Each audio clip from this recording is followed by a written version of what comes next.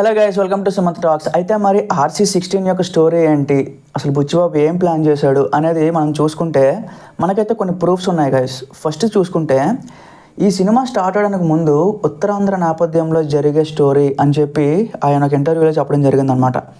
So అది first one. సెకండ్ది వచ్చేసి దీనికోసం అంటే ఎక్కడి నుంచో జూనియర్ ఆర్టిస్టులని ఇంతకుముందు పనిచేసిన వాళ్ళని అలా తీసుకోలేదన్నమాట.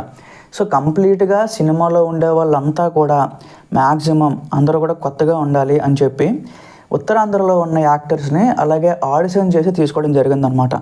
సో ముఖ్యంగా ఈ ఆడిషన్ చేసేటప్పుడు శ్రీకాకుళం స్లాంగ్ కనిపించాలి అని చెప్పి అయితే ఆయన అయితే మెన్షన్ చేశారనమాట. మొత్తంగా శ్రీకాకుళం జిల్లాలో ఇప్పుడు ఈ స్టోరీ దేని మీద డిపెండ్ అయితే తీస్తున్నారు అంటే ఒక ఆయన ఉన్నారు, ఆయన పేరు వచ్చేసి కోడి రామ్మూర్తి అని చెప్పి. సో వీరఘట్టం ఆ ఏరియాకి సంబంధించి అనమాట. సో ముఖ్యంగా ఆయన స్పెషాలిటీ ఏంటి అంటే ఇండియన్ హెర్క్యులస్ అని చెప్పి కూడా పిలుస్తూ ఉంటారనమాట. సో ఎందుకు ఏంటి రీజన్ ఏంటి, ఆయన అయితే రెజ్లింగ్లో చాలా పెద్ద పెద్ద రికార్డులు అయితే పెట్టాడు గైస్. ఈవెన్ ప్రపంచ స్థాయిలో కూడా శ్రీకాకుళం నుంచి వెళ్ళి రిప్రజెంట్ చేసి ఇండియాకి చాలా మెడల్స్ అయితే తీసుకొచ్చాడు అనమాట. బట్ చాలామందికి ఆయన స్టోరీ కోసం తెలియదు. సో ఆయన పడ్డ కష్టాలు ఏంటి, ఆయన ఎలా అంతవరకు వెళ్ళాడు, చాలా వరకు ఉంది, చాలా ఇంట్రెస్టింగ్ విషయాలు అయితే ఉన్నాయన్నమాట. దాంతోపాటుగా బ్రిటిష్ ప్రభుత్వం ఉండేటప్పుడు వాళ్ళని మేనేజ్ చేస్తూ, అంటే ఇప్పటిలాగా ఫ్రీడమ్గా ఉండేది కాదు.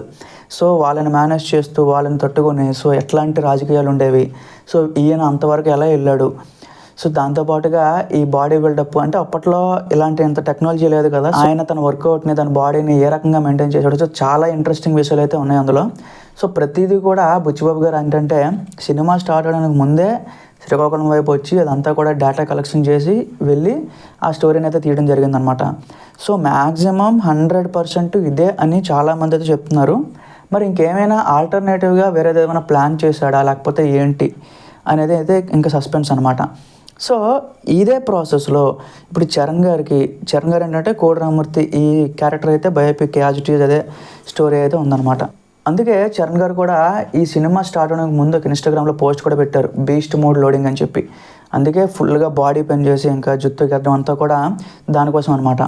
సో ఇదే ప్రాసెస్లో మనం చూసుకుంటే శివరాజ్ కుమార్ ఉన్నారు కదా, కన్నడ యాక్టర్, ఆయన ఏంటంటే చరణ్ గారికి తండ్రి క్యారెక్టర్ అని కొంతమంది చెప్తున్నారు, ఇంకొంతమంది ఏంటంటే టీచర్ అంటే గురువు క్యారెక్టర్ అని కొంతమంది చెప్తున్నారు అనమాట. బట్ అగైన్ అది ఇంకొక మనకి బయటికి లీక్ కూడా అవ్వలేదన్నమాట.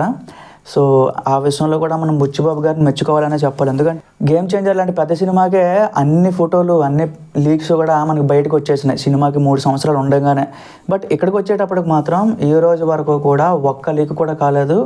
సో ఐ మీన్ ఒక స్టోరీ కూడా తెలియట్లేదు అనమాట ఎవరికి కూడా. బట్ ఇదేంటంటే ఒక రూమర్ బేస్డ్లో నేను చెప్పిన స్టోరీ గైస్. చాలామంది సర్క్యులేట్ చేస్తున్న స్టోరీ ఏదో, ఈవెన్ నేను ChatGPTని అడిగినా కూడా అదే చెప్తుందనమాట. మరి ఇది నిజమైతే బాగుండు అని చెప్పి చాలామంది అయితే అనుకుంటున్నారు. నాకు కూడా పర్సనల్గా చాలా ఇంట్రెస్ట్గా ఉంది. ఎందుకంటే కోడి రామ్మూర్తి అంటే చాలా స్పెషాలిటీ ఉంది గైస్. ఆయన తాలూకా జీవితం, ఆయన తాలూకా విశేషాలన్నీ కూడా చాలా ఇంట్రెస్టింగ్గా ఉంటాయి. సో నాకు కూడా చాలా ఎగ్జైట్మెంట్గా ఉందన్నమాట. సో మరి మీరు ఈ స్టోరీ కరెక్ట్ అనుకుంటున్నారా లేకపోతే ఏంటి అని చెప్పి ఒకసారి కింద కామెంట్స్లో చెప్పండి. Thank you.